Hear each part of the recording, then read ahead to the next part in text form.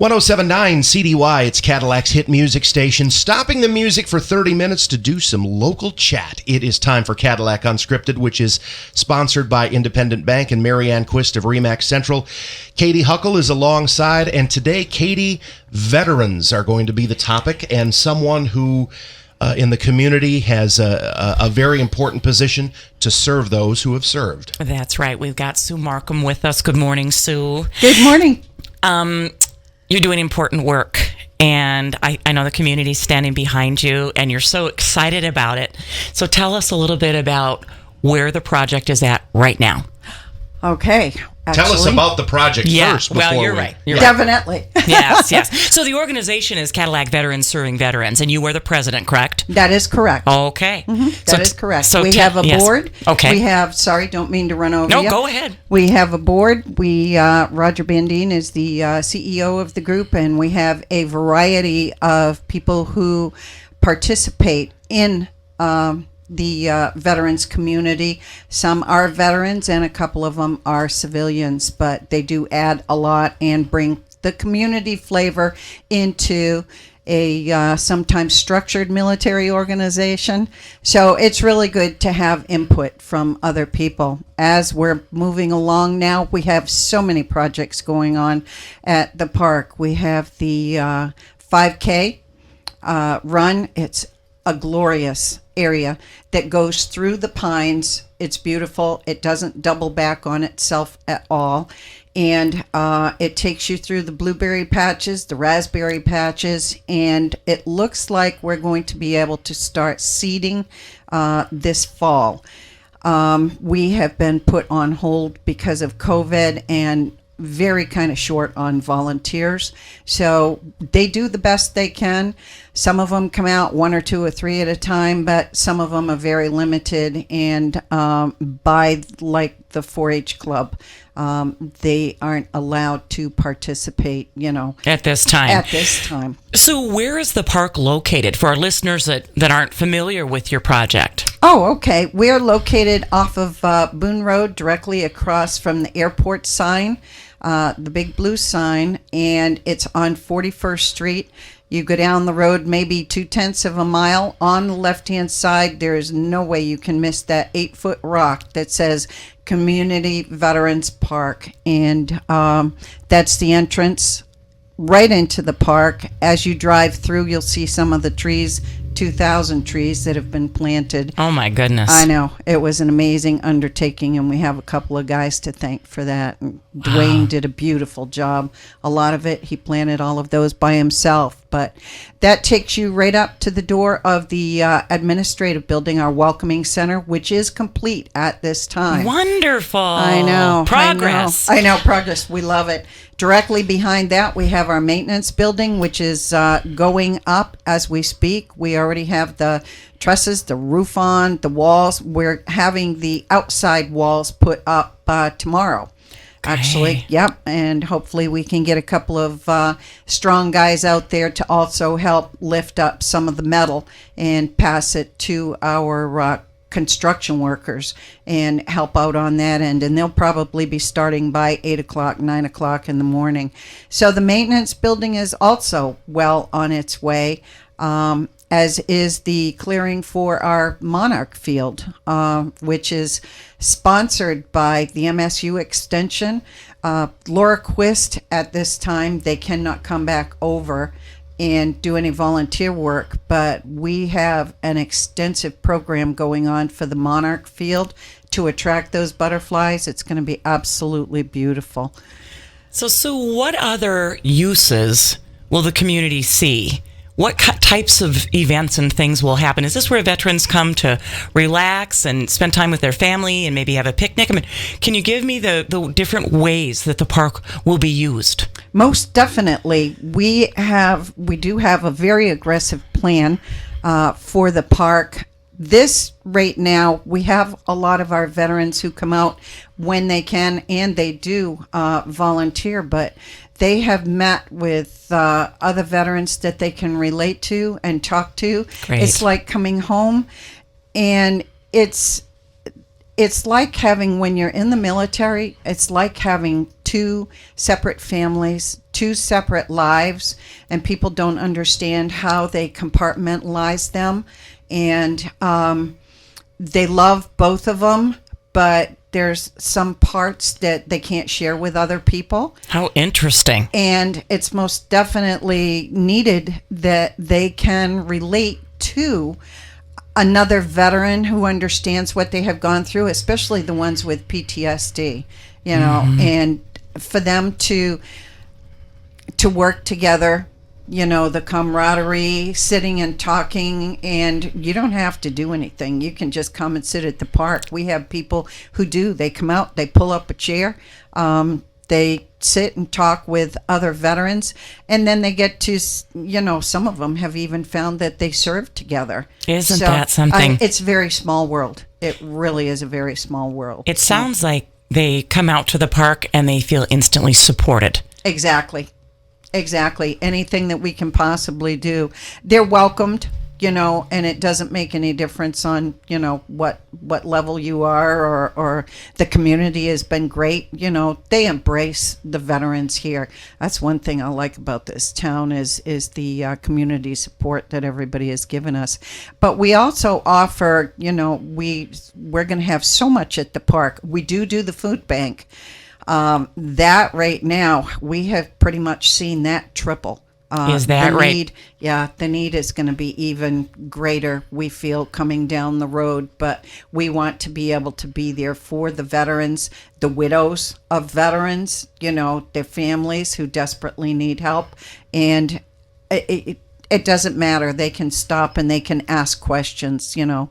They don't have to feel self-conscious or anything at all. We'll help one way or another, or we will always find somebody else who can help them. So, just a wonderful resource for veterans. Oh, definitely, Katy. It's going to be exciting. Aside from, we have the 5K run, we've got the maintenance building going up, we've got the picnic pavilion that we had to put on hold because we did lose a lot of our funding. And next year, the Rotary, bless them, they are going to pick up the auction, and we will also be the recipient of the, I know, Rotary's Excellent. the Rotary auction next year. So year. the 2021 Rotary auction is going to be, you will be the VSV will be the beneficiary of that. Definitely. Oh, how wonderful. That's great. Yeah. So everybody needs to attend that auction, and they need to spend a lot of money because Most it's going to. definitely. Okay. So they call you Sailor Sue. Does that mean you served in the Navy? I did. Okay. Actually, I started out, I did 3 years in the Army. I had quite an interesting life in the Army, and I worked intelligence, and I also worked at Kimbrough Army Hospital.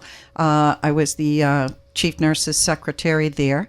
And after I got out of the Army, I directly went to work at the Pentagon in Washington, D.C., and I loved it. It was exciting. It was interesting. It was a different area, but I still got to work with the military. Unfortunately, we had our little terrorists who bombed the Pentagon back in 1972, and it was just totally disheartening. At that time, they had the Vietnam War was being protested, horrendously. You couldn't go anywhere in uniform. Wow. And I know it was really a really rough time. So I opted to go ahead and go home, do some more college. And then I eventually, probably about a year later, joined the Navy, and I stayed with the Navy for 17 years. And that was an amazing experience because I was in squadrons, I was on staff, I was all over the United States, and I also served another 7 years in the intelligence community there too. So it was fascinating, and I did things that females didn't do back in those days, but I never had any problems. I always had a great support team and moved right up the ranks and everything, so I enjoyed it. If it's not classified, can you tell us some of the things that you got to do that were unusual for a female to be doing at that time? Oh, wow. No. It's classified.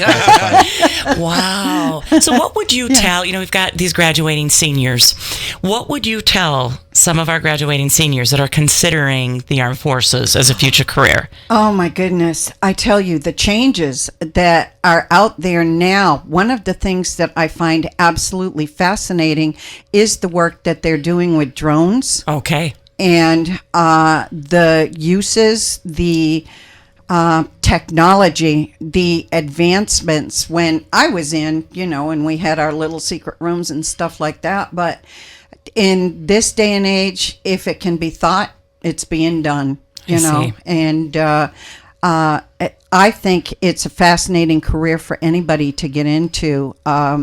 They have opened up the field so much, instead of just back in the day, it was cooking administration or medical, basically for the females and everything. And now it's anything you can totally imagine. They just appointed or have their first female Green Beret. Oh my goodness, how exciting. I know, who made it through the ranks. So it is definitely, especially for being stable, as far as having a job and income, being able to take care of your family. It's still a great avenue to explore. The college is excellent. You can't beat the price. Right. Yeah, you can't right. beat the help and everything. So, you're going to have a few people who still have a hard time, with military, but then there are. But I can pretty much say for about 98.9% of us, we kneel to pray. We stand for the flag. That's great. I've never heard that before. That gave me the chills. I have to tell you, in our classroom at the Wexford Misaki Career Technical Center, we have had several students who have gone on to the military. And there is this one kid in particular who he would bounce off the walls. He was, we had a hard time keeping him in his chair. And when he told us that he was going to go into the military, we were like, oh my, how is this going to work out? Well, 3 years later after he graduated, he returned to our classroom for a visit, and we could not believe how grown up he was. And we just told him how proud we were of him and the changes that he'd made in his life and the changes that the military had made in his life. He went to the Air Force. And, when you're talking about transforming a life, going into the military, we've seen it firsthand. Mm-hmm. Yeah. It is. It's amazing. You won't believe the transformation. But what it does is, it reaches down inside your gut and it pulls out the talents that you never even knew that you had, the accomplishments that you can achieve. And it's eye-opening for them, and that's usually what happens even after some of the kids come back from basic training. There's a maturity about them, a sense of being and patriotism and understanding their country more, because you learn more than just how to march and rank and file, when you're in there. So, and I also think, Sue, that coming out of the military, you have this epiphany that it's about more than just yourself. You're a part of something much bigger than yourself. Mm-hmm. Mm-hmm. And I think kids coming out of basic training probably have a mind blow with that. Exactly. And it's great. I love it, and it makes me proud. It makes me definitely proud to see the young people wanting to join and go in. So there, as you mentioned, this community is so supportive of veterans. If we have a listener out there that wants to help, maybe help with your improvements to the park or help monetarily, how do they get a hold of Sue Marcum? Oh, all they have to do is just go on to, we do have a Facebook page, Great. Cadillac Vets Serving Vets, and they can go on there, they can post, they can ask questions, and I can pretty much guarantee, somebody will pop up with an answer. I'm on there. I look at the posts every day to see if anybody has a question. If they need any help, they can swing by the park. They can get an update. One of the things that has sparked the interest, even from people out of state, is our cemetery. that is being built right down the street from the park. We have 5 acres that was donated to the Vets Serving Vets by Carl Lamphere, and the interest has taken off. The clearing is well underway, and it's going to be absolutely beautiful. It's going to be set up just like a national park, even though it isn't a national park. And we have people calling to find out how they can get their veterans along with their wives buried at the park. So the interest has just been astronomical. So it's going great. We continue our conversation with Cadillac Veterans Serving Veterans President Susan Marcum in just a few moments on Cadillac Unscripted, 107.9 CDY. This program is sponsored every Saturday morning at 8:30 by Independent Bank and Marianne Quist of RE/MAX Central. Buying a home is still the great American dream. And yes, it can be an intimidating process, but you can rest assured and have confidence when the professionals from RE/MAX Central are in your corner to guide you through it. Marianne Quist of RE/MAX Central has helped hundreds of home buyers in and around the Cadillac area navigate the process over the years, and she's ready to help you too. From start to finish, from finding a home to submitting an offer, to understanding the purchase agreement, to inspections, surveys, and appraisals, to the time when you finally sit down and sign those closing documents, Marianne will be there. When you're ready to buy, talk to Marianne Quist at RE/MAX Central. See her listings at teamquist.com. We continue our conversation now on Cadillac Unscripted, 107.9 CDY, with Cadillac Veterans Serving Veterans President Susan Marcum. We cannot do a segment about this without talking about the role that Dr. Roger Bandine has had in it.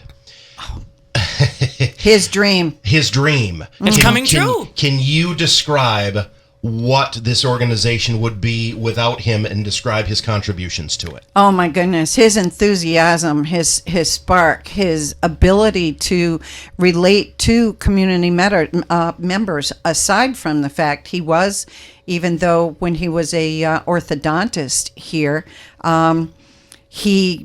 the drive, I even remember 5 years ago being at the shovel ceremony, and he is infectious. He has a dream, and he is unstoppable. I love it. You can't. That's a perfect way to describe Dr. Bandine. Exactly. I mean, you can't stop an Air Force pilot from doing much. So I love it. I love it. This all started with donation of his land to this organization, right? Exactly. And a dream, and his vision of how he wants it to look and what he wants in the park and the draws that he has, the vision for there's several areas that they want built. Can't think of what they call them. You toss the horseshoes. Thank you. Horseshoes. Isn't this terrible? I was watching you make that. Is she trying to do a horseshoe throw? Yeah, horseshoes. I am, because we have military people all over the world who do competitions. And we would love to have, have you seen what's being built up on the west end of town and how on our end of the town things are being built up? To bring people in from all over the world to participate in a class horseshoe contest would be absolutely amazing. Envision down the road, of course it would be a couple of years, I can see Lee Greenwood and some of our other country western stars standing up on our stage. Wow. Where we envision, at least 3,000 to 4,000 seating, if not more, where Incredible. where we can give concerts and everything, and I can hear them singing, God bless America, right God now, bless the USA, God bless the USA. The pavilion. There is a thought that there's going to be like a natural amphitheater there, Exactly. and like a concert venue at some Wow. point, right? Yep. Our Vietnam Wall.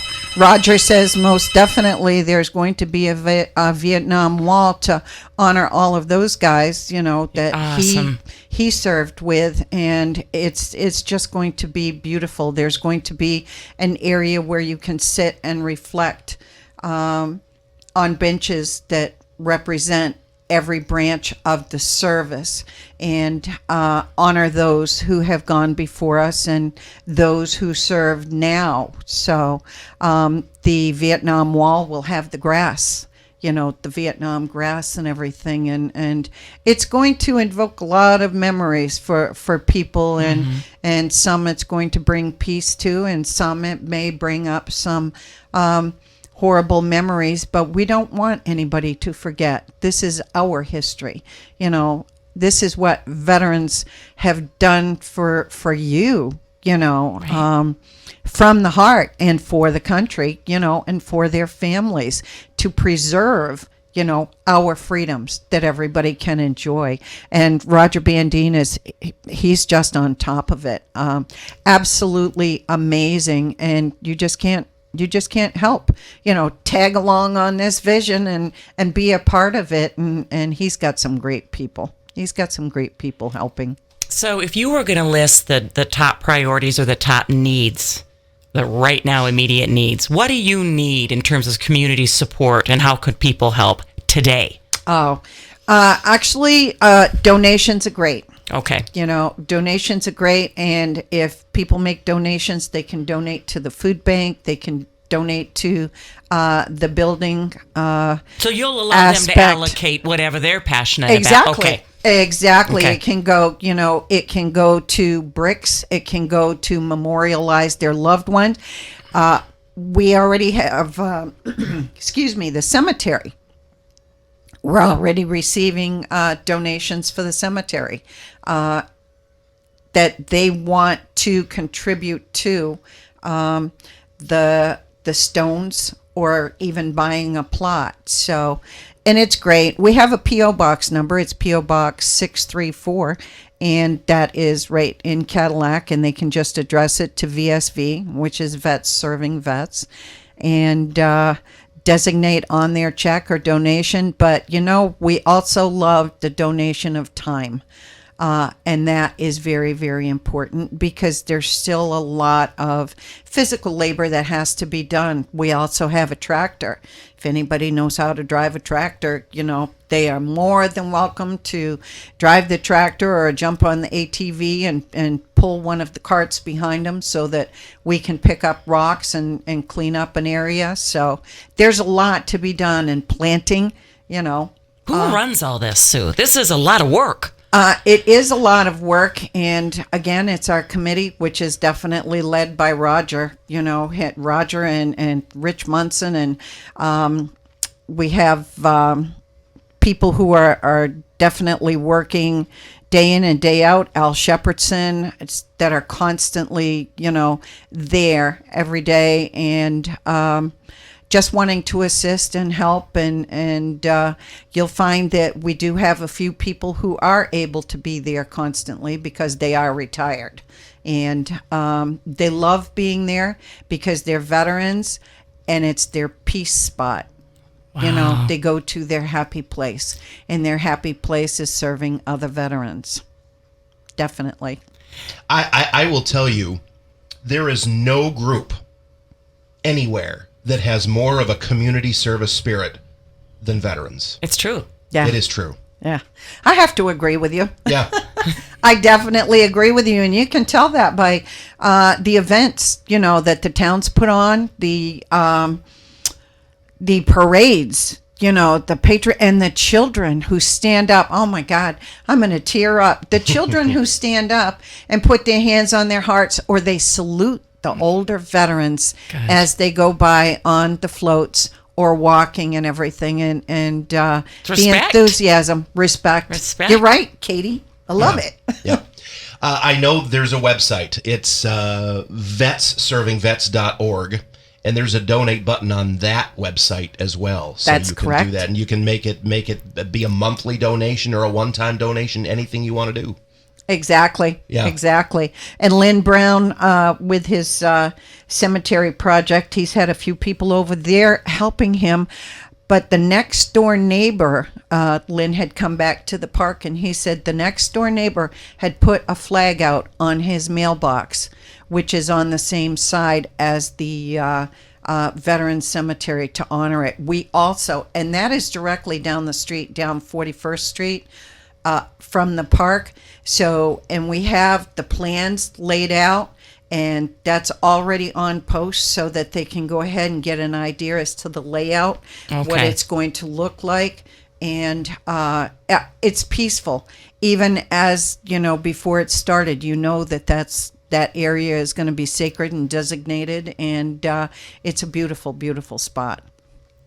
The next big need for the land. What's the next big project that you're working on? I think what we're doing is we're clearing the big, huge stumps, and I think what they're going to have to do is burn them. So that will probably come, when we are able to weather-wise and get some people out there to watch the fires. Sure. We'll be doing that on some of the areas also over at the park because of all of the clearing that has taken place. It's amazing. We have these big, huge piles, and those need to be burned and taken out of the way so that we can continue with the plan. How big of a tract of land is it? Actually, we are currently over 70 acres. Oh my goodness. I know. It's huge. I know. It is. It's huge. They've got the 5K run, the maintenance building. Oh, there's going to be 2 ponds there also. Roger envisioned, I think one of us something like 4.2 and the other one is maybe 3.1 acres. And they are going to be stocked with fish so that grandfathers or anybody can bring their grandkids or their children over there and do some fishing and spend some time and walk the properties and just enjoy a peaceful area. There will be we have 3 or 4 buildings going up that will be dedicated to I think the state police is one, the mothers who have lost children in the service, and 2 others, and they will probably sleep between 6 and 8 people so that they'll be able to come and spend time there, a week or 2, and just enjoy the area and also the community, what the community has to offer. So that'll be a great thing. You mentioned the 5K run. Yes. We haven't given a date or any information on that yet. We need to have that. Has it not been scheduled yet? The 5K, and again, due to the COVID, what we are going to do is it looks like this fall we're going to be able to do the seeding, and it's going to be really great. It's already been cut. It's already been cleaned, and we're just waiting for to be able to put down the seeding for the weather. And it looks like we will be up and running by the spring. We was hoping to be able to do it, before. I know the high school, and we've had a couple of businesses who wanted to sponsor 5Ks, but it looks like that's going to start happening next spring. Okay. Then the aim is for it to be an annual event. Exactly. Okay. Exactly. All right. Or whatever. Anybody can come out and enjoy. Yeah. It's a beautiful project you're working on. Thank you. So one more time, Sue Marcum, give us the information where people can contact you for info if they want to help out monetarily or physically. How can they help veterans serving veterans? Oh, okay. All they have to do is they can go right on to the Cadillac Veterans Serving Veterans Facebook page, which is quick and easy, and ask questions on that page. We also have the P.O. Box 634 here in Cadillac. And then also my telephone number is posted over everything. So it's 740-739-2355. And if I don't get back to you right away, just give me about 10 or 15 minutes because I get pulled in a few different directions. One other thing I'd like to put out. Yeah. Okay. We also have an annual, this will be our 2nd annual golf scramble, and Cadillac Country Club is hosting it this year, and it's going to be on the 19th of September. We have a shotgun start. We only have 14 teams that we can sign up due to restrictions, but we will be giving out cash prizes. It's going to be an awesome day. If anybody is interested in being a team member, they can contact any one of us. They can call Cadillac Country Club because he can sign people up there also. And come on out and enjoy a great day. And golf is the absolute ultimate in social distancing anyway, especially for people who can't hit the fairway with their drives.